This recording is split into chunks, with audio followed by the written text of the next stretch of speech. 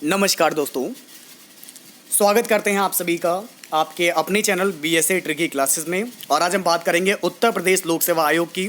जैसा कि आप लोग जानते हैं कि यूपी का जो पब्लिक सर्विस कमीशन है वो आपका BEO का एग्ज़ाम इस बार कंडक्ट कराने जा रहा है और आपका पेपर होगा 16 अगस्त 2020 को। कितना आप लोग इसके लिए तैयार हैं? अब तक आप लोगों ने इस एग्ज़ाम के लिए एकदम बहुत ही अव्वल टॉप लेवल के दर्जे पर तैयारी कर ली होगी, लेकिन फिर भी अगर आपको ऐसा लगता है कि हमने बहुत कुछ पढ़ लिया है, लेकिन मैं आपको बता दूं, हम चाहे कितना भी पढ़ लें, कहीं ना कहीं थोड़ी बहुत छोटी मोटी कमी रह जाती है। तो इस कमी को दूर करने के लिए आज मान लेते हैं कि आज है हमारा 16 अगस्त, तो मान लेते हैं आज मान ही लिया हमारा हो ही गया, आज 16 अगस्त है। आज हमारा 16 अगस्त 2020 का वो पावन दिन है जो तय करेगा कि इसमें जीत होती है, सफलता मिलती है टॉप लेवल पर, साधारण लेवल पर, किस लेवल पर। तो आपको मैं बता दूं, आपके पेपर में 120 क्वेश्चन आएंगे, 2 घंटे का समय मिलेगा और इसके लिए आज मैं पूरा पेपर आपको अरेंज करवा रहा हूं यहाँ पर। अब इस पेपर में क्या क्या होने वाला है देखिए, जो आपके UPPSC का जो पैटर्न है उस पैटर्न के अकॉर्डिंग आपको बता दें परीक्षा की तैयारी कैसे करें। इसके लिए मैंने यहाँ पर पूरा इसमें जो है शेड्यूल यहाँ पर अप्लाई किया है कि आप लोग को क्या क्या पढ़ना है। तो सामान्य अध्ययन संबंधित जितने भी क्वेश्चन आए हुए हैं पेपर में वो डिस्कस करेंगे, प्रीवियस पेपर के क्वेश्चन डिस्कस करेंगे जो आप लोग के UPPSC के एग्ज़ाम हुए हैं। इसमें आपका इतिहास, भारतीय इतिहास, स्वतंत्रता आंदोलन, भारतीय राज्य व्यवस्था, शासन, भारत और विश्व का भूगोल, इनसे भी क्वेश्चन मैंने लिए हैं आज के इस पेपर में। हमारा पारिस्थितिकीय, पर्यावरण, कृषि, सामाजिक और आर्थिक विकास, सामान्य विज्ञान, ठीक है ना, साइंस एंड टेक्नोलॉजी सेक्टर के भी क्वेश्चन है, पशुपालन, सामान्य ज्ञान, करंट अफेयर के भी अप टू डेट। इस बार जो आपके IAS PCS के जो एग्ज़ाम में क्वेश्चन पूछे गए थे उन प्रश्नों पर आधारित मैं क्वेश्चन लेकर आया हूँ अप टू डेट। महत्वपूर्ण आंकड़े, 10 मॉडल पेपर के क्वेश्चन, बिल्कुल हल प्रश्न पत्र, कौन क्या कैसे कब कहाँ, ये सारे क्वेश्चन भी आज के इस वीडियो में मिलेंगे आप लोग को। तो कहीं ना कहीं ये क्लास आपके लिए बहुत ही इंपॉर्टेंट रहने वाली है। जिसका था आपको इंतज़ार, अब वो क्लास आपके सामने आ चुकी है जो कि आज आपको BSA के द्वारा यानी कि हम आपको प्रोवाइड करा रहे हैं। तो अब अगर आपको ऐसा लगता है कि आप इस एग्ज़ाम के लिए बिल्कुल तैयार हैं तो आज हमारा है 16 अगस्त, वो पावन दिन, वो पावन अवसर जो तय करेगा कि आपकी होगी जीत। तो इसी के साथ शुरू करते हैं आज की अपनी इस क्लास को। आइए देखते हैं सबसे पहला क्वेश्चन ये रहा आप सभी के सामने, देखिए। तो पहला क्वेश्चन आपके सामने आपको दिया गया है कि राज्यसभा किसी धन विधेयक में सारभूत संशोधन करती है तो उसके तत्पश्चात क्या होगा। सभी लोग बताएंगे कि राज्यसभा किसी धन विधेयक में सारभूत संशोधन करती है तो तत्पश्चात क्या होगा, चलिए बताइए। तो आपके सामने यहाँ पर 4 ऑप्शन दिए गए हैं, A, B, C या फिर D। तो आप सभी को बताना है कि इस क्वेश्चन का जो आपका करेक्ट आंसर क्या होगा। आइए आपको बता दें, देखिए, लोकसभा राज्यसभा की अनुशंसाओं को स्वीकार करे या अस्वीकार करे, इस विधेयक पर आगे कार्यवाही कर सकती है। देखिए, लोकसभा जो है राज्यसभा की अनुशंसाओं को स्वीकार करे या फिर उसको अस्वीकार कर दे, लेकिन इस विधेयक पर आगे कार्यवाही कर सकती है। बिल्कुल, तो आपका सही जवाब होगा ऑप्शन A वाला होगा, बिल्कुल राइट। चलिए अगला क्वेश्चन आप लोग के सामने कि निम्नलिखित कथनों में से कौन सा एक सही है। चलिए आप लोग बताइए, क्या लगता है आपको ऑप्शन A राइट होगा, B, C या फिर D? सभी लोग बताइए। और हाँ, अगर आप लोग चाहते हैं कि जब तक आपका एग्ज़ाम नहीं हो जाता तब तक हम आपके लिए डेली BEO का क्वेश्चन पेपर प्रोवाइड कराएं, कमेंट के माध्यम से हमें ज़रूर बताइएगा, वीडियो को लाइक कीजिएगा और अपने सभी फ्रेंड के साथ शेयर कीजिएगा। तो सर, ये आपका सेकंड क्वेश्चन है कि निम्नलिखित कथनों में से कौन सा एक सही है। तो बिल्कुल आपको बता दें, इसमें जो आपका राइट पॉइंट होगा ये होगा भारत के संविधान में राज्यपाल को उसके पद से हटाने हेतु कोई भी प्रक्रिया अधिकथित नहीं है। तो ये पॉइंट बिल्कुल राइट है। तो जिसने भी डीपली पढ़ रखा होगा उन सभी को मालूम होगा। तो अगर दोस्तों आपका राइट आंसर C आ रहा है, बिल्कुल राइट होगा। चलिए अब इस क्वेश्चन पेपर का अगला क्वेश्चन आपके सामने है, निम्नलिखित युग्मों में से कौन सा एक सुमेलित है। चलिए बताइए। एक तरफ आपके भौगोलिक लक्षण हैं और एक तरफ आपके प्रदेश हैं। तो इसमें जो आपका करेक्ट आंसर होगा ऑप्शन B होगा, एटलस पर्वत हो जाएगा, उत्तर पश्चिमी अफ्रीका, बिल्कुल राइट होगा, परफेक्ट हो जाएगा, ठीक है ना।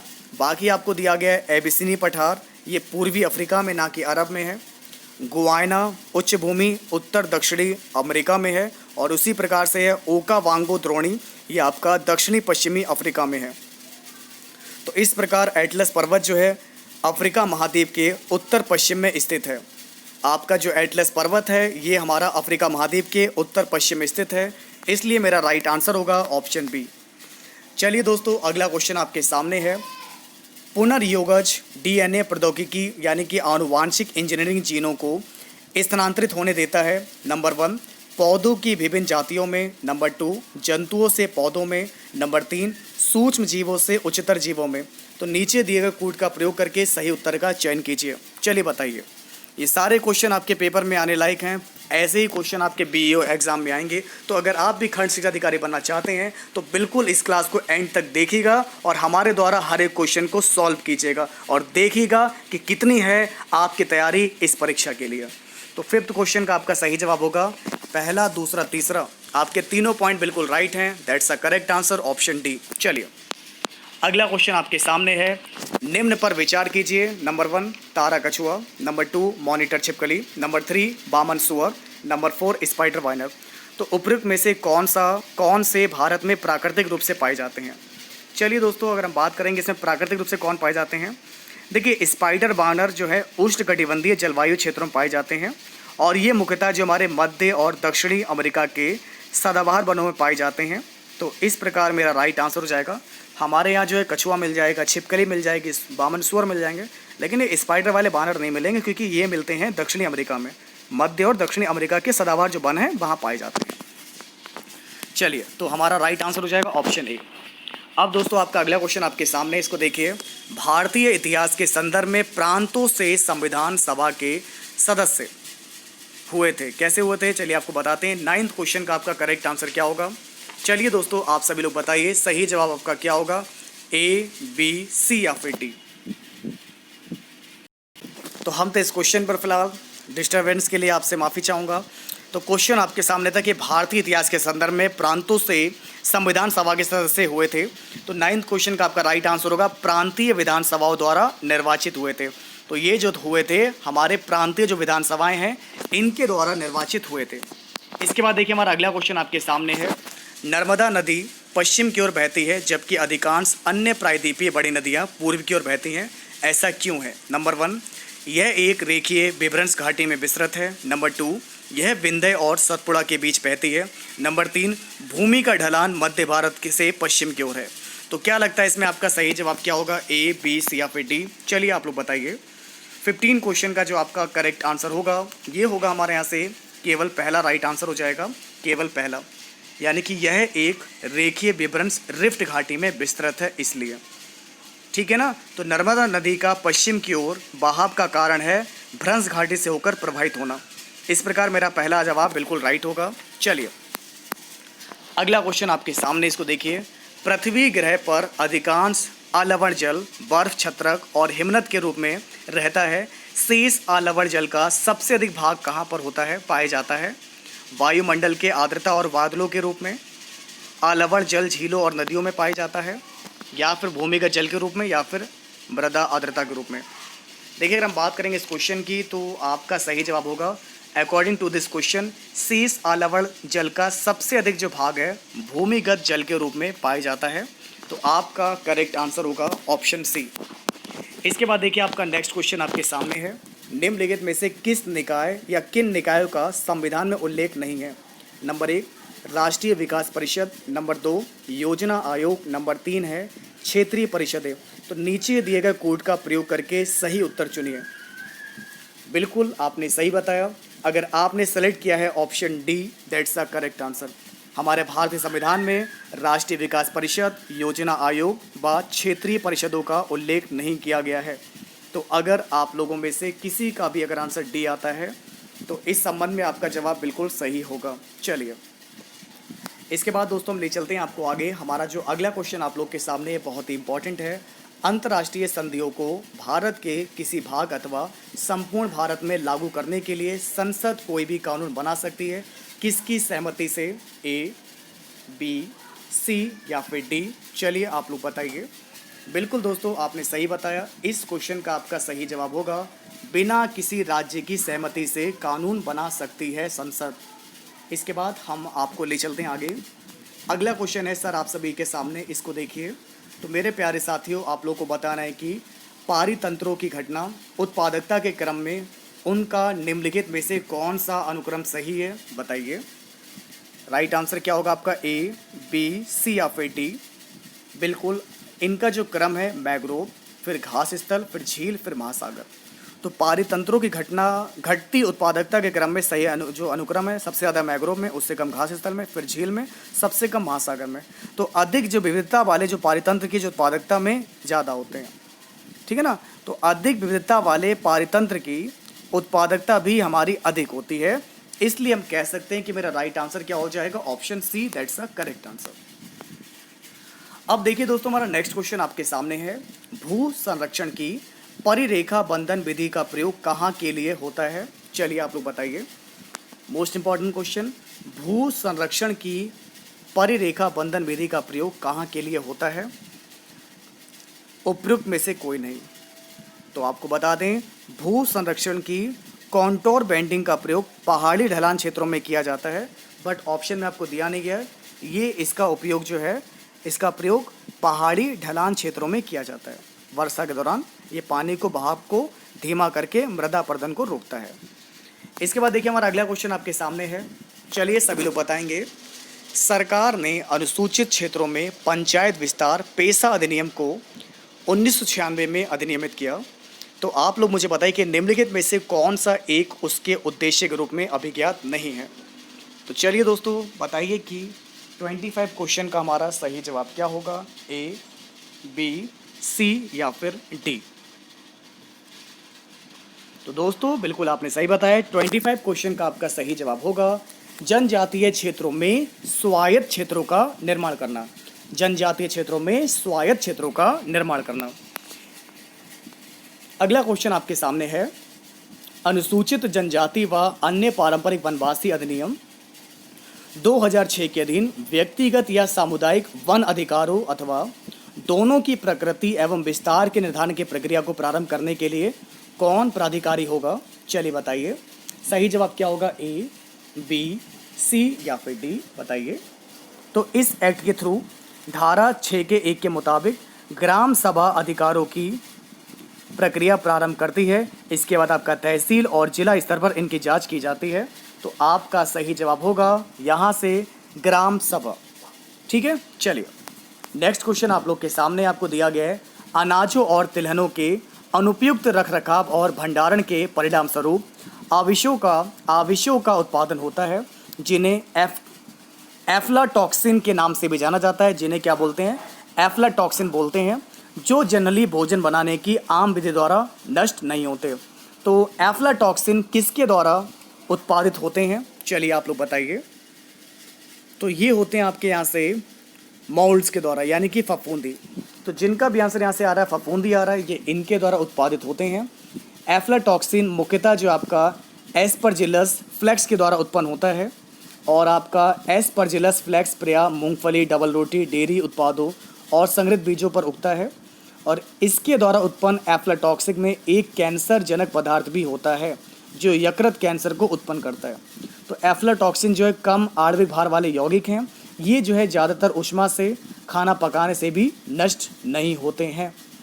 तो ये जो आपके फफूंदी के द्वारा उत्पादित होते हैं। तो आपका सही जवाब यहाँ से क्या हो जाएगा, मॉल्ट्स होगा, ठीक है ना। चलिए अब ले चलते हैं आपको आगे। हमारा अगला क्वेश्चन है आप लोग के सामने, इसको देखिए। भारत के संविधान के उद्देश्यों में से एक के रूप में आर्थिक न्याय का किसमें उपबंध किया गया है, आप लोग बताइए। ए, बी, सी या फिर डी।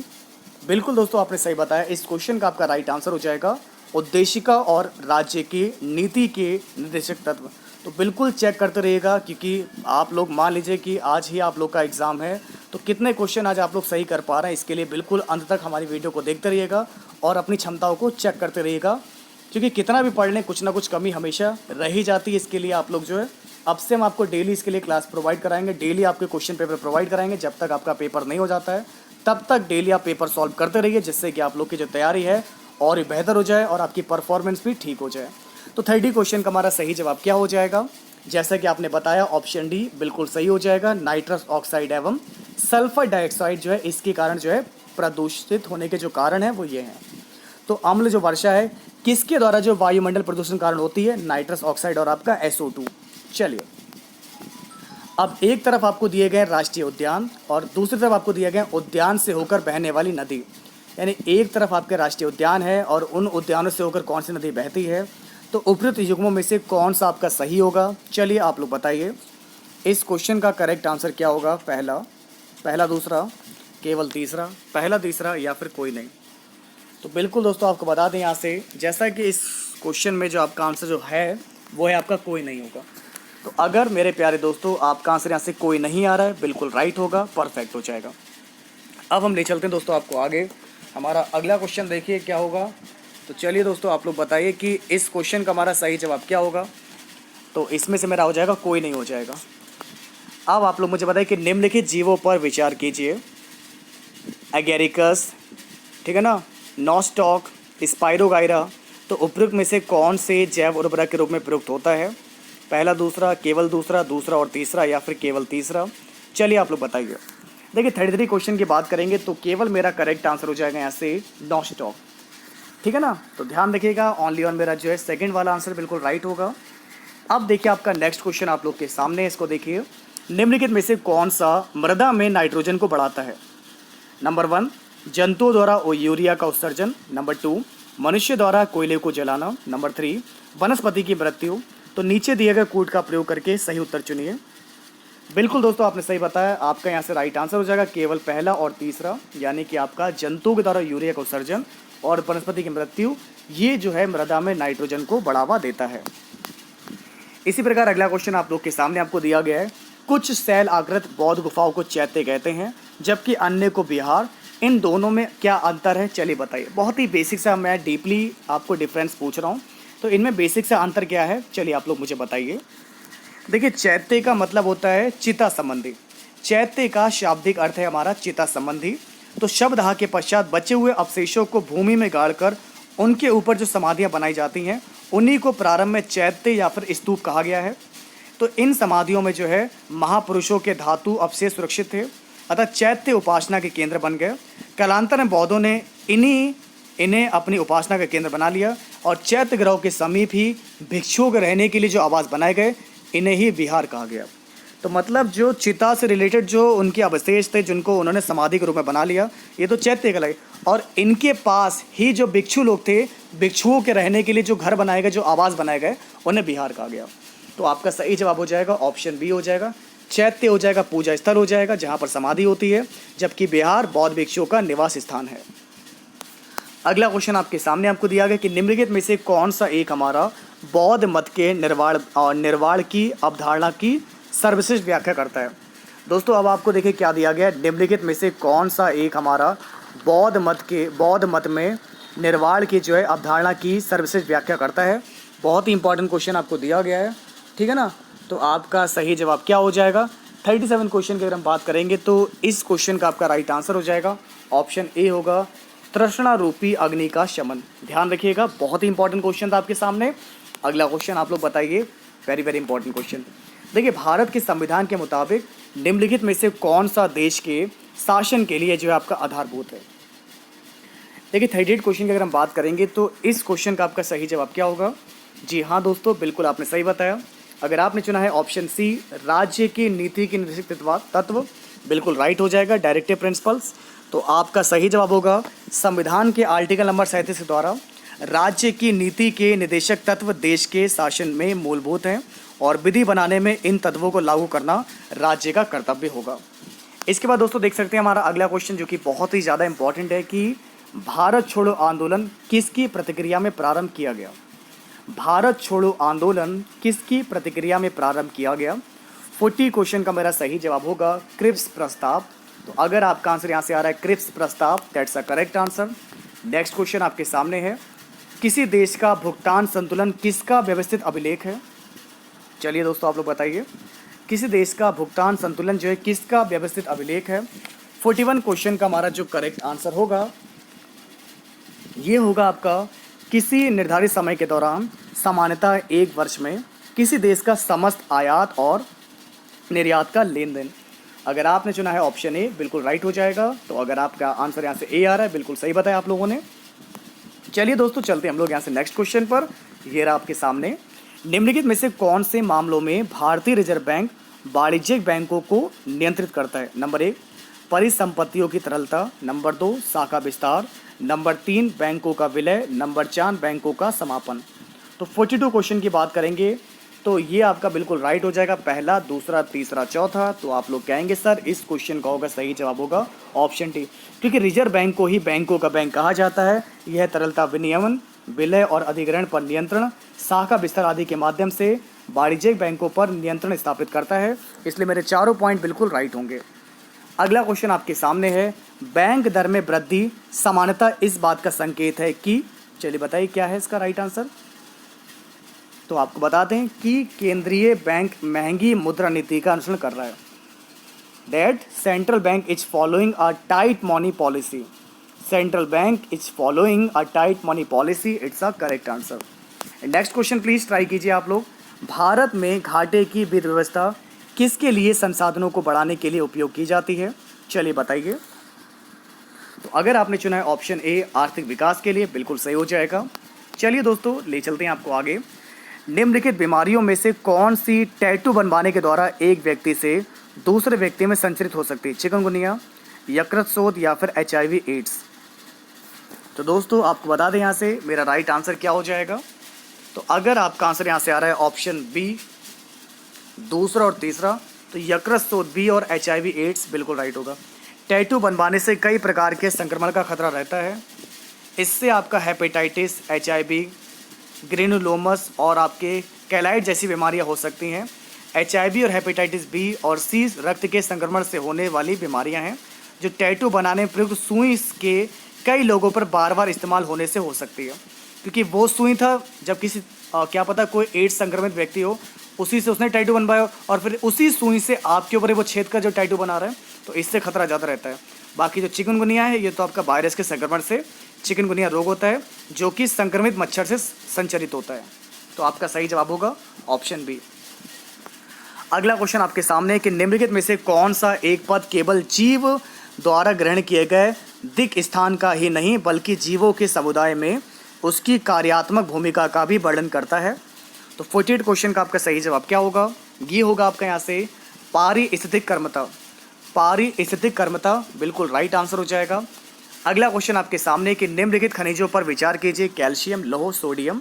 50 क्वेश्चन का आपका सही जवाब क्या होगा? तो चलिए दोस्तों आपको बताते हैं इस क्वेश्चन का मेरा राइट आंसर क्या होगा। तो उपरोक्त खनिजों में से मानव शरीर में पेशियों के संकुचन के लिए किन की आवश्यकता होती है? मानव शरीर में पेशियों के संकुचन के लिए तो रक्त में पोटेशियम, कैल्शियम, सोडियम, लौह का समुचित अनुपात जो है हृदय की गति और अन्य चिकनी मांसपेशियों को उत्तेजित करने एवं उनमें संकुचन की क्रिया संपन्न करने के लिए आवश्यक है। तो आपका राइट आंसर हो जाएगा तीनों। तो सही जवाब होगा ऑप्शन डी। अगला क्वेश्चन आपके सामने है, निम्नलिखित कथनों पर विचार कीजिए। नंबर 1, लोकसभा में अधिकतम 25 सदस्यों से गठित होती है। लोकसभा की अधिकतम 25 सदस्यों से गठित होती है। नंबर 2, सरकार के विनियोग तथा वित्त लेखाओं की जांच करती है। नंबर 3, भारत के नियंत्रक महालेखा परीक्षक की रिपोर्ट की जांच करती है। तो ये बात हो रही है लोक लेखा की संसदीय समिति की। तो इनमें से कौन सा पॉइंट राइट होगा? चलिए आपको बताते हैं। केवल दूसरा और तीसरा। अगर आपका भी आंसर यहाँ से आ रहा है, बी आ रहा है, पब्लिक अकाउंट कमेटी, बिल्कुल राइट हो जाएगा। सही जवाब होगा आपका यहाँ से बी वाला हो जाएगा, क्योंकि इनमें लोकसभा में 15 और राज्यसभा के 7 सदस्यों को मिलाकर कुल 22 सदस्य होते हैं। तो 15 होते लोकसभा के, 7 होते राज्यसभा के, 15 7 22, टोटल 22 मेंबर होते हैं। अगला क्वेश्चन आपके सामने है, संसार के सर्वाधिक महत्वपूर्ण मत्स्यन क्षेत्र उन क्षेत्रों में पाए जाते हैं जहां क्या हो? तो बता दें आपको 54 क्वेश्चन का हमारा सही जवाब हो जाएगा, जहां हमारा कोष्ण और शीत सागरीय धाराएं मिलती हैं। ठीक है ना? तो बिल्कुल ध्यान रखिएगा आपका, जहाँ ठंडी और गर्म जल धाराओं का संगम होता है वहाँ पर होता है आपका मछलियाँ ज़्यादा मिलती हैं। इसके साथ बढ़ते हम लोग यहाँ से आगे। दोस्तों अब आप लोग मुझे बताइए कि निम्नलिखित ऐतिहासिक स्थलों पर विचार कीजिए। नंबर 1, अजंता की गुफाएं, लेपाक्षी मंदिर, सांची स्तूप। तो उपयुक्त स्थलों में से कौन से भित्ति चित्रकला के लिए भी जाना जाता है? चलिए आप लोग बताइए कि 57 क्वेश्चन का आपका सही जवाब क्या होगा। चलिए आपको बताते हैं। अगर आपका आंसर आ रहा है यहाँ पर अजंता की गुफाएं और लेपाक्षी मंदिर, बिल्कुल राइट होगा। तो इस प्रकार मेरा अभिष्ट उत्तर हो जाएगा ऑप्शन बी। चलिए अब देखते हैं हमारा नेक्स्ट क्वेश्चन, आइए जानते हैं।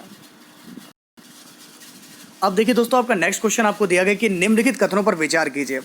आपको यहाँ पर 3 पॉइंट दिए गए, जैसे कि नंबर 1 प्राकृतिक गैस गोंडवाना सन स्तरों पर पाई जाती है। नंबर 2 अभ्रक प्रचुर मात्रा में कोडरमा में पाया जाता है। नंबर 3 धारवाड़ खनिज तेल के लिए प्रसिद्ध है। तो उपरोक्त कथनों में से कौन सा कथन सही होगा? पहला और दूसरा, केवल दूसरा, दूसरा और तीसरा, या फिर कोई नहीं? तो चलिए आप सभी लोग बताइए कि इस क्वेश्चन का आपका सही जवाब क्या होगा, बताइए। देखिए हम बात करें इस क्वेश्चन की, तो केवल यहाँ से आपका सेकंड वाला पॉइंट राइट हो जाएगा, क्योंकि झारखंड राज्य में स्थित कोडरमा जो है अभ्रक उत्पादन के लिए प्रमुख क्षेत्र है, इसलिए हमारा सही जवाब होगा only on second, that's a correct answer. Next question देखिए, चलिए आप लोग मुझे बताइए। जलवायु चरम है, वर्षा कम है और लोग चलवासी पशुचारक हुआ करते थे। तो उपयुक्त कथन जो है निम्नलिखित क्षेत्रों में से किसका सबसे अच्छा वर्णन है? जलवायु चरम है, वर्षा कम है और लोग चलवासी पशुचारक हुआ करते थे। तो ये जो कथन है किन क्षेत्रों से सबसे अच्छा, किन क्षेत्रों का वर्णन करता है? तो आपको बता दें 65 क्वेश्चन, जो कि बहुत ही इंपॉर्टेंट क्वेश्चन है, और इस क्वेश्चन का सही जवाब हो जाएगा सेंट्रल एशियन स्टेप। तो आपका सही जवाब हो जाएगा मध्य एशियाई स्टेप, इस क्वेश्चन का बिल्कुल राइट आंसर हो जाएगा। इसके बाद देखिए हमारा अगला क्वेश्चन आपके सामने है। प्रच्छन्न बेरोजगारी का सामान्यतः अर्थ होता है कि, देखिए प्रच्छन्न बेरोजगारी की बात करेंगे, इसको बोलते हैं छिपी बेरोजगारी। तो हमारा सही जवाब हो जाएगा श्रमिक की सीमांत उत्पादकता शून्य होना। जो श्रमिक होता है इसकी सीमांत उत्पादकता जो है शून्य होना, ठीक है ना। चलिए अब ले चलते हैं आपको आगे। हमारा अगला क्वेश्चन है आप लोग के सामने, इसको बताइए। भारतीय अर्थव्यवस्था के संदर्भ में खुला बाजार प्रचालन किसे निर्दिष्ट करता है? चलिए बताइए सही जवाब क्या होगा आपका, ए, बी, सी या फिर डी? आप लोग मुझे बताएं कि यहाँ से आपका करेक्ट आंसर क्या होगा।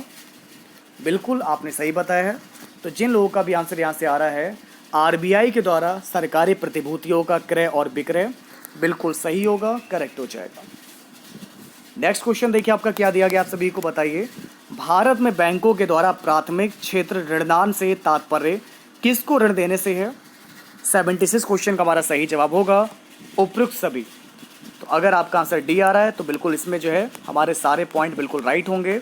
इसके अलावा हम बात करेंगे कि भारत में निम्नलिखित उद्योगों में से कौन सा एक पानी का सबसे बड़ा उपभोक्ता है? 77 क्वेश्चन का हमारा सही जवाब होगा ताप शक्ति। तो अगर आपका आंसर यहाँ पर ताप शक्ति आ रहा है, बिल्कुल करेक्ट है, वेरी गुड। जनांकिकीय लाभांश के पूर्ण लाभ को प्राप्त करने के लिए भारत को क्या करना चाहिए?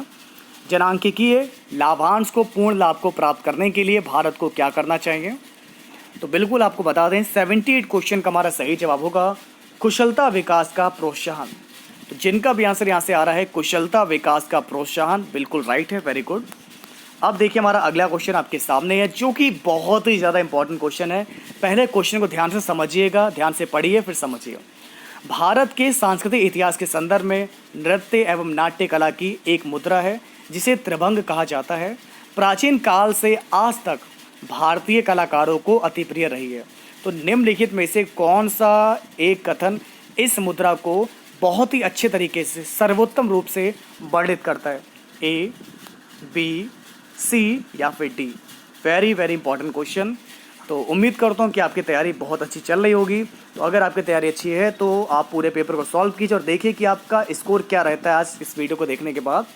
तो अगर आपका आंसर आ रहा है कि इसमें एक पाँव मोड़ा जाता है और देह थोड़ी किंतु विपरीत दिशा में कटी और ग्रीवा पर वक्र की जाती है, तो ऐसे में जिन साथियों का भी आंसर यहाँ से ए आ रहा है, बिल्कुल राइट है, वेरी गुड।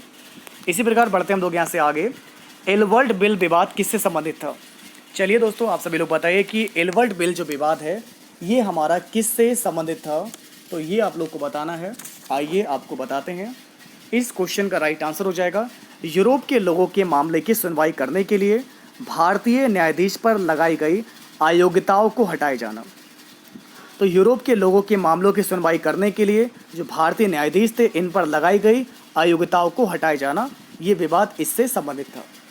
तो इस प्रकार अगर आप लोगों में से किसी का भी अगर आंसर सी आ रहा है बिल्कुल राइट है। नेक्स्ट क्वेश्चन देखिए, इसको बताइए भारत की विदेशी मुद्रा आरक्षित निधि में निम्नलिखित में से कौन सा एक मध्य समूह सम्मिलित है? चलिए बताइए।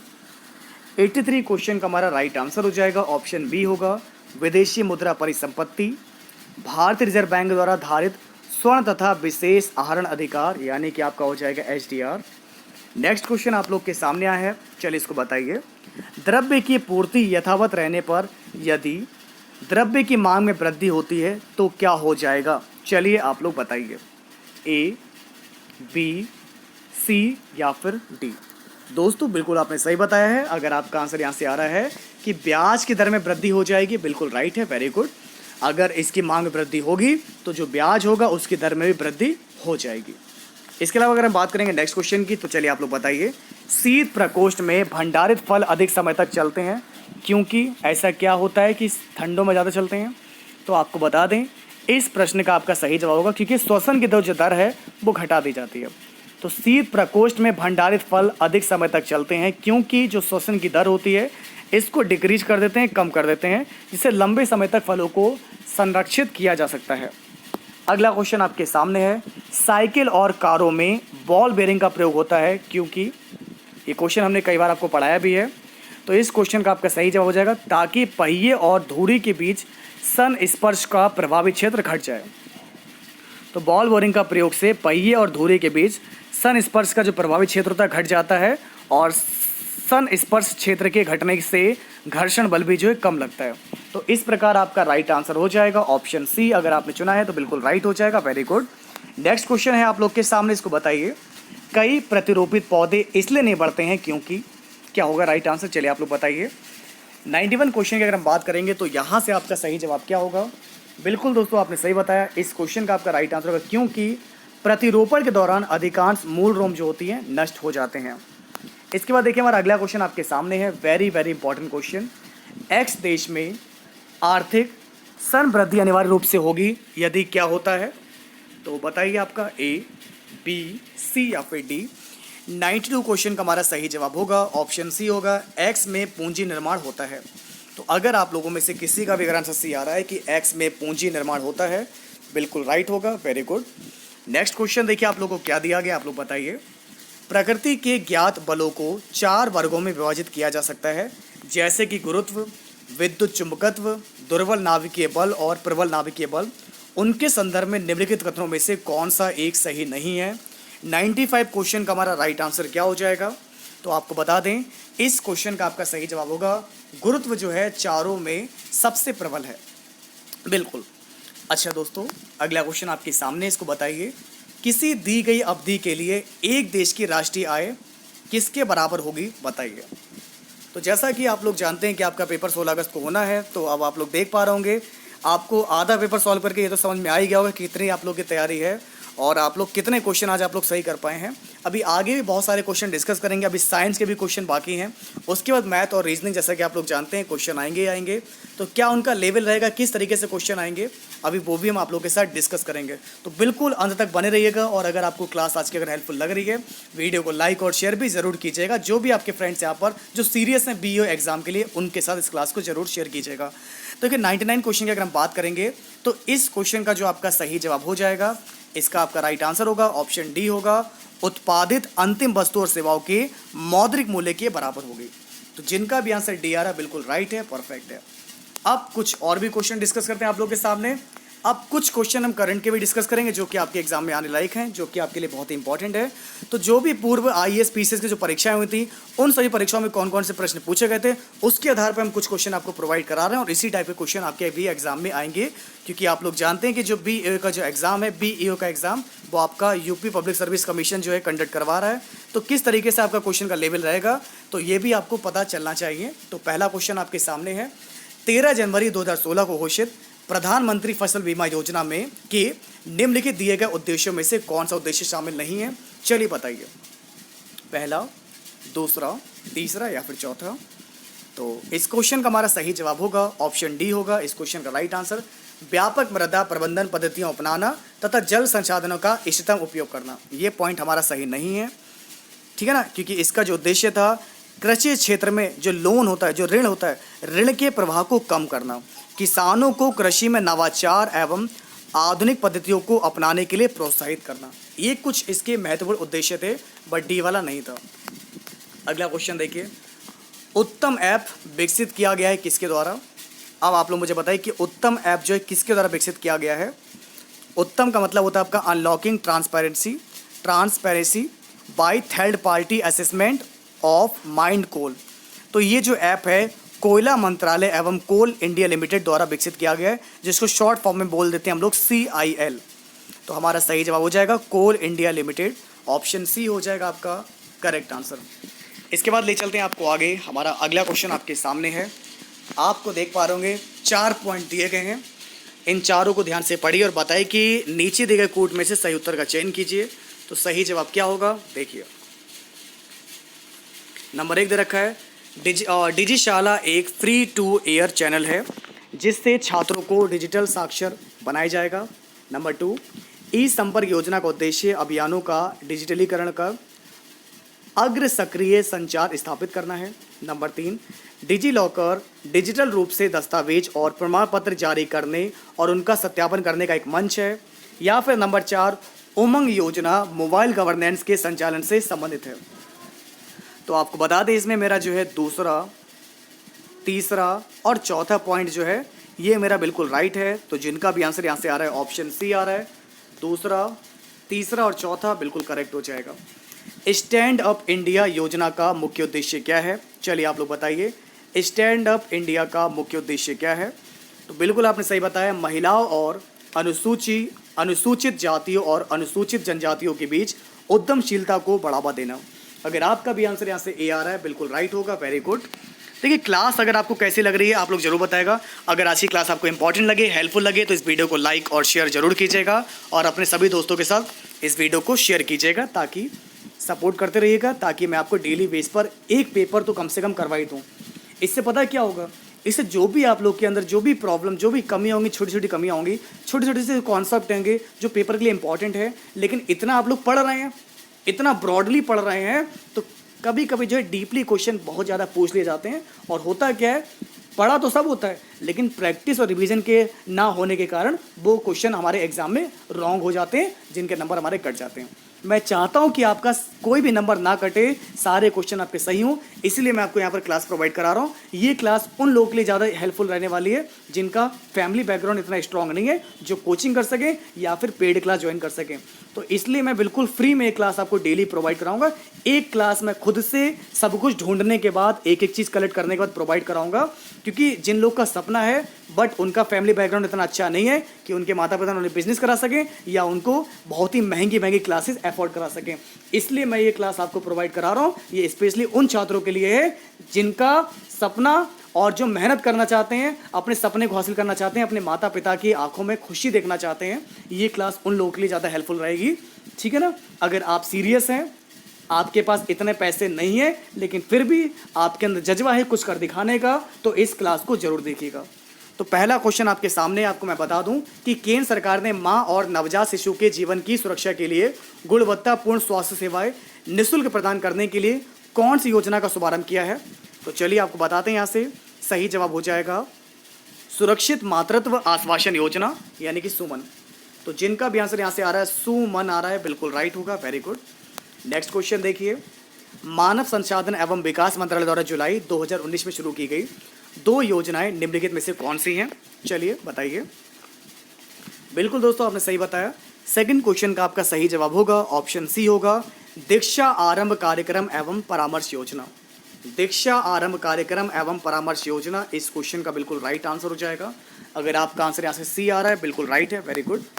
अगला क्वेश्चन आपके सामने है, राष्ट्रीय उच्चतर शिक्षा अभियान के संदर्भ में निम्नलिखित कथनों पर विचार कीजिए। नंबर 1, इसकी शुरुआत वर्ष 2013 में हुई थी। नंबर 2, इसके माध्यम से सकल नामांकन अनुपात को वर्ष 2020 तक 30% तक लाने का लक्ष्य निर्धारित है।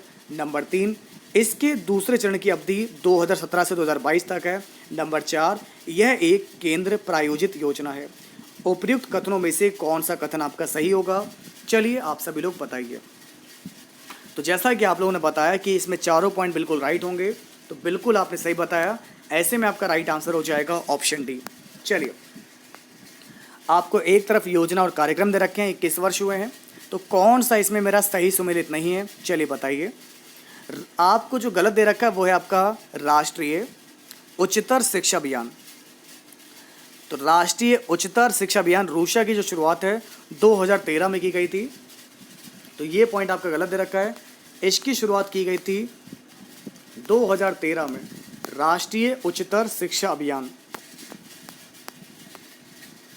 अब दोस्तों कुछ और भी हम आपके लिए इंपॉर्टेंट क्वेश्चन डिस्कस करेंगे जो कि आपके पेपर के लिए बहुत इंपॉर्टेंट है।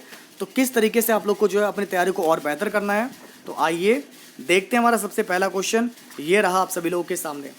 एक अनंत ऊष्मा क्षमता रखने वाले एक बड़े पिंड को जाना जाता है क्या? तो इस क्वेश्चन का आपका सही जवाब क्या होगा, चलिए आप लोग बताइए। तो दोस्तों आपको बताते हमारे यहाँ से पहले क्वेश्चन का जो करेक्ट आंसर हो जाएगा ये होगा मेरे यहाँ से टेर, यानी कि ऊष्मीय ऊर्जा रिजर्वायर। ठीक है ना, रिजर्वायर, ऊष्मीय ऊर्जा रिजर्वायर इस क्वेश्चन का बिल्कुल राइट आंसर हो जाएगा। ऑप्शन ए अगर आपका आंसर आ रहा है बिल्कुल राइट है, करेक्ट है। चलिए, ऊष्मा हमेशा उच्च तापमान वाले पिंड से निम्न तापमान वाले पिंड की तरफ बहता है, यह कथन किसका है? यह कथन है, चलिए आपको बताते हैं, इसका राइट आंसर हो जाएगा सेकंड लॉ ऑफ थर्मोडायनेमिक्स, यानी कि ऊष्मा गतिकी का द्वितीय नियम। ऊष्मा गतिकी का द्वितीय नियम। अगला क्वेश्चन आपके सामने है, एक चक्रीय युक्ति जो प्रदाय ऊष्मा के व्यय पर निरंतर कार्य उत्पन्न करता है जाना जाता है। बिल्कुल दोस्तों आपने सही बताया, इसको बोलते हैं ऊष्मा इंजन। ऊष्मा इंजन हमारे विभिन्न पुर्जों का संयोजन है जो उपलब्ध ऊर्जा को यांत्रिक ऊर्जा में परावर्तित करता है। तो अगर आपका आंसर यहाँ से आ रहा है सी आ रहा है, heat engine, that's the correct answer. अब देखिए दोस्तों आपका अगला क्वेश्चन आपके सामने है, चलिए बताइए। सिलेंडर के इंसुलिन का क्रांतिक त्रिज्या दिया गया है, क्या होता है? तो आपको बताते हैं, 6 क्वेश्चन का हमारा सही जवाब होगा ऑप्शन ए होगा K/H। तो अगर आपका भी आंसर यहाँ से ए आ रहा है बिल्कुल राइट हो जाएगा। सिलेंडर के लिए होता है हमारे यहाँ से आर ए बराबर होता है K/H होता है। इसी प्रकार गोले के लिए होता है 2K/H होता है। इसके बाद देखिए हम लोग बढ़ते हैं आगे। अधिकतम स्पेक्ट्रल उत्सर्जन शक्ति तापमान पर किसके समानुपाती होती है? तो अधिकतम स्पेक्ट्रम उत्सर्जन शक्ति जो होती है तापमान पर T⁴ के समानुपाती होती है। तो इस क्वेश्चन का आपका सही जवाब होगा T⁴, that's the correct answer. सूचित विशिष्ट ईंधन खपत इस प्रकार परिभाषित किया गया है, बताइए। बिल्कुल दोस्तों आपने सही बताया, 8th क्वेश्चन का आपका सही जवाब होगा ऑप्शन बी होगा, ईंधन खपत प्रति घंटा बटे सूचित शक्ति निष्पादन, fuel consumption per hour upon indicated power output. Next question please try again. निम्नलिखित में से कौन सा गुण डीजल इंजन में नहीं होता है? चलिए दोस्तों आपको बताते हैं। तो आपका सही जवाब होगा ये हल्का इंजन है, तो ये बिल्कुल नहीं होता है हमारा। अगला क्वेश्चन आपके सामने, इसको बताइए। ऑटो चक्र की ऊष्मीय क्षमता किसका एक फलन है? 10th क्वेश्चन का आपका सही जवाब होगा ऑप्शन सी होगा, संपीड़न अनुपात एवं विशिष्ट ऊष्मा अनुपात। अगला क्वेश्चन आपके सामने आपको दिया गया है, आप सभी लोग बताएंगे। बालू का गुण जिसके कारण दाब के अंतर्गत वांछित पैटर्न आकृति बनता है और दाब हटाने पर यह आकृति बनी रहती है, इसको क्या बोलते हैं? Very very important question. 12th question का हमारा सही जवाब हो जाएगा यहाँ से प्लास्टिसिटी। तो plasticity that's the correct answer. यह एक अच्छा मोल्ड प्राप्त करने के लिए प्लास्टिकता का गुण होना अच्छा माना जाता है। तो यदि प्लास्टिकता का गुण बालू में नहीं होगा तो सही ढंग से कैविटी नहीं बन पाएगी। तो अगर आपका आंसर यहाँ से ए आ रहा है प्लास्टिसिटी, तो बिल्कुल राइट हो जाएगा ऑप्शन ए। नेक्स्ट क्वेश्चन आप लोग के सामने, इसको बताइए। ड्रिल मशीन पर कौन ऑपरेशन नहीं किया जा सकता? रिमिंग, बोरिंग, काउंटर बोरिंग या फिर फेसिंग? 13 क्वेश्चन का आपका सही जवाब हो जाएगा आपका फेसिंग होगा। क्लियर है? चलिए, एक ऐसा नेटवर्क जिसमें ना धारा ना ही वोल्टेज स्रोत है उसको क्या कहेंगे? That's a most important question. उसको बोलेंगे निष्क्रिय नेटवर्क, पैसिव नेटवर्क, ठीक है ना। अगला क्वेश्चन आपके सामने है। ड्रिफ्ट इलेक्ट्रॉन के लिए मीन फ्री पाथ शुद्धता के साथ होगा, बढ़ेगा घटेगा, पहले बढ़ेगा बाद में घटेगा, या कोई परिवर्तन नहीं होगा? तो देखिए 28 क्वेश्चन की अगर हम बात करेंगे तो यहाँ से आपका करेक्ट आंसर क्या होगा, चलिए आप लोग बताइए। बिल्कुल दोस्तों आपने सही बताया, इस क्वेश्चन का आपका सही जवाब होगा ऑप्शन ए होगा आपका बढ़ेगा।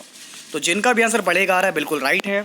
इसी प्रकार देखिए आपका अगला क्वेश्चन है, भारतीय मानक से संबंधित निम्नलिखित में से किसका प्रयोग कंक्रीट मिक्स के अभिकल्पन में नहीं करते हैं।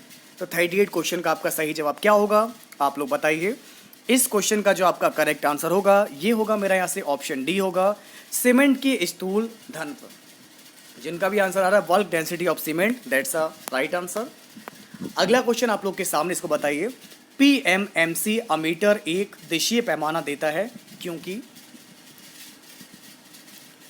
दोस्तों आपको मैं बता दूं इस क्वेश्चन का जो आपका राइट आंसर हो जाएगा ये होगा क्योंकि विक्षेपक बलागुण सीधे धारा के समानुपाती तथा स्प्रिंग नियंत्रण दोनों के होता है। तो आपका राइट आंसर क्या हो जाएगा, ये होगा आपका ऑप्शन डी होगा। ठीक है, तो धारा के समानुपाती तथा स्प्रिंग नियंत्रण दोनों में होता है। तो जिनका भी आंसर यहाँ से डी आ रहा है बिल्कुल राइट होगा, वेरी गुड। अगला क्वेश्चन है आप लोग के सामने, चलिए आप लोग बताइए, वर्ल्ड वाइड वेब का आविष्कार किसने किया। वर्ल्ड वाइड वेब का आविष्कार किसने किया। 64 क्वेश्चन का सही जवाब होगा टिम बर्नर्स ली। इस क्वेश्चन का बिल्कुल राइट आंसर हो जाएगा टिम बर्नर्स ली। मशरूम क्या है दोस्तों, मशरूम क्या है दोस्तों, एक बहुत बहुत इंपॉर्टेंट क्वेश्चन आपके सामने आ रहे हैं, बहुत ही इजी, सिंपल, वेरी सिंपल। तो बता दें आपको 90 क्वेश्चन का जो आपका सही जवाब होगा, मशरूम एक कवक है, फंगी है, तो आपका राइट आंसर हो जाएगा फंगी।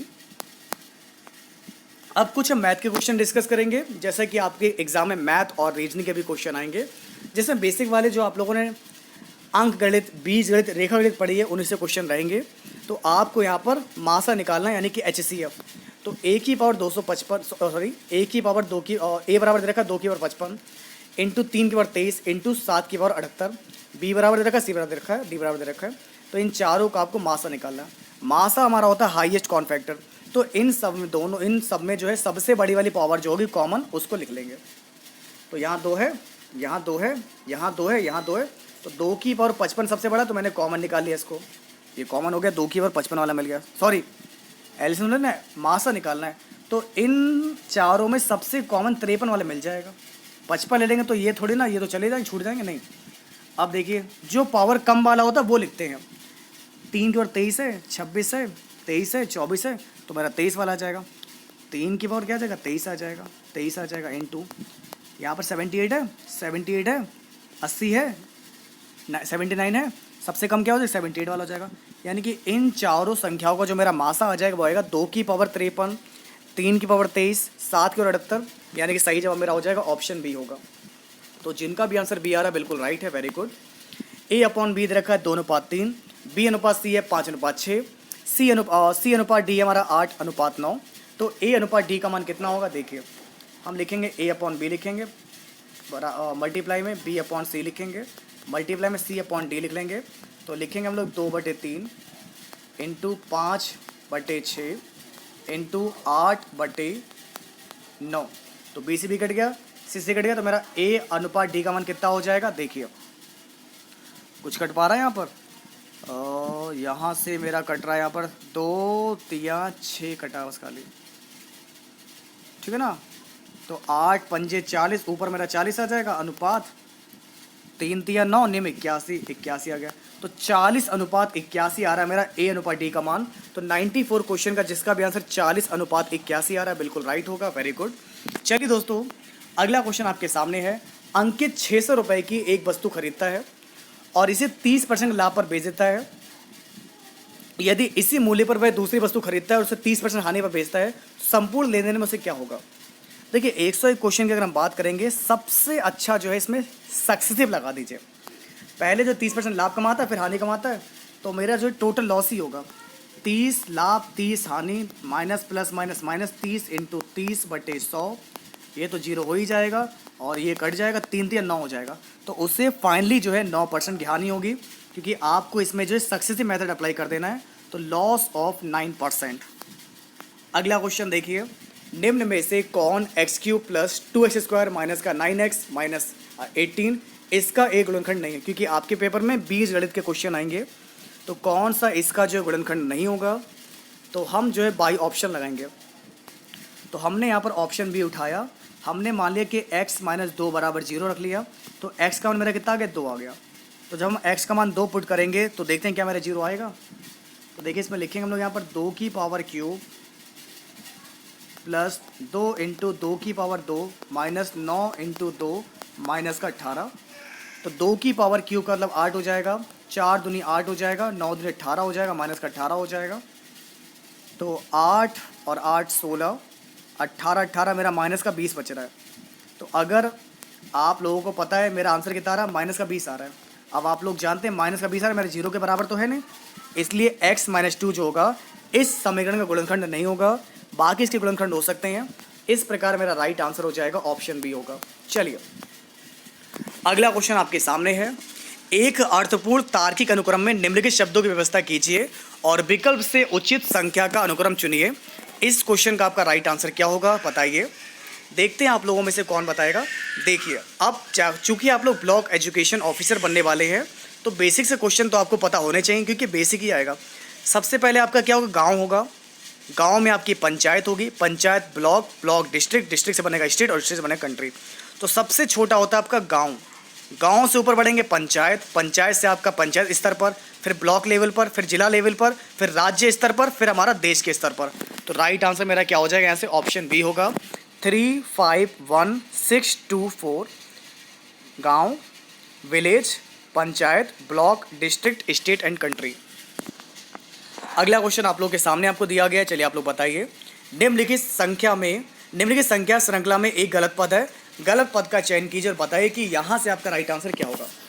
तो 444 है, 444 को अगर मैं 2 से डिवाइड करता हूँ, 2 दूनी 4, 2 दूनी 4, 2 दूनी 4 और 2 अगर मैं कम कर दूँ तो मेरा 220 बचता है। मतलब मैंने 2 से डिवाइड किया और 2 घटा दिया। अब 220 को अगर मैं 2 से डिवाइड करता हूँ तो कितना हो जाएगा, 2 एकम 2 एकम 110 आएगा, 2 कम कर देंगे तो कितना आ जाएगा, 108 बचेगा। इसी प्रकार 108 को 2 से डिवाइड करूँगा, 2 से माइनस करूँगा तो 52 आ जाएगा। अगर मैं 52 को 2 से डिवाइड करता हूँ तो देखिए 2 दूनी 4, 2 छंग 12 आएगा, 2 कम करेंगे मेरा 24 आ रहा है, यहाँ पर 22 दे रखा है। तो गलती आपको 22 में दे रखी है, यहाँ पर आपका 22 नहीं आएगा, यहाँ पर आपका 24 आएगा, इसलिए आपका सही जवाब होगा ऑप्शन डी। और ये है दोस्तों आज का लास्ट क्वेश्चन। आपको यहाँ पर मिसिंग नंबर फाइंड आउट करना है और बताना है कि यहाँ पर आपका करेक्ट आंसर क्या होगा। तो इसका जवाब आप सभी लोग कमेंट के माध्यम से बताएंगे कि इस क्वेश्चन का आपका सही जवाब क्या होगा। तो दोस्तों कैसी लगी क्लास, क्या रहेगा आपका स्कोर इस क्लास को देखने के बाद। अगर ये क्लास आपको पसंद आती है मुझे कमेंट के माध्यम से ज़रूर बताएगा, क्योंकि जितने ज़्यादा कमेंट आएंगे इस क्लास के लिए मैं उतना ही जो है इस क्लास को प्रेफरेंस दूंगा। और मैं डेली आपके लिए हर वो क्वेश्चन ढूंढ ढूंढ के आपको कराऊंगा, आपके लिए लेकर आऊँगा, जो कि सिर्फ आपके इस अंतिम समय में इन अंतिम क्षणों में आपकी परीक्षाओं के लिए बहुत ही इंपॉर्टेंट रहने वाले हैं। मैं सिर्फ उन्हीं प्रश्नों को करा रहा हूँ ताकि आपका रिवीजन भी हो जाए, आपकी तैयारी भी हो जाए। क्योंकि बहुत सारे लोग जो हैं पेड क्लास को ज्वाइन नहीं कर सकते हैं, और जो लोग पेड क्लास को ज्वाइन नहीं करते हैं लेकिन वो पढ़ना चाहते हैं, मेहनत करना चाहते हैं, मेहनत करते हैं, बट बैकग्राउंड जो उनका फैमिली बैकग्राउंड इतना स्ट्रांग नहीं है, इसलिए मैं चाहता हूं कि मैं उन सभी तक, मेरी क्लास उन सभी लोगों तक पहुंच सके जो पेड कोर्स या बहुत बड़े बड़े कोर्स खरीदने में अफोर्ड नहीं कर सकते, उनकी फैमिली अफोर्ड नहीं कर सकती। तो बस अगर आपको हमारी क्लास अच्छी लगी हो वीडियो को लाइक कीजिएगा, शेयर कीजिएगा। मिलेंगे दोस्तों आप लोगों से आपकी नेक्स्ट क्लास में कुछ और भी इंपॉर्टेंट क्वेश्चन के साथ में। और अब मैं कल आपको प्रोवाइड कराऊंगा पेपर, इसका दूसरा वाला पार्ट प्रोवाइड कराऊंगा जिसमें हम लोग और भी अच्छे से अच्छे क्वेश्चन डिस्कस करेंगे। तो कमेंट करके मुझे जरूर बताएगा कैसे लगी क्लास, और हाँ इसका जवाब भी मुझे बताएगा। मिलते हैं आप लोगों से आपकी अगली क्लास में, तब तक के लिए नमस्कार।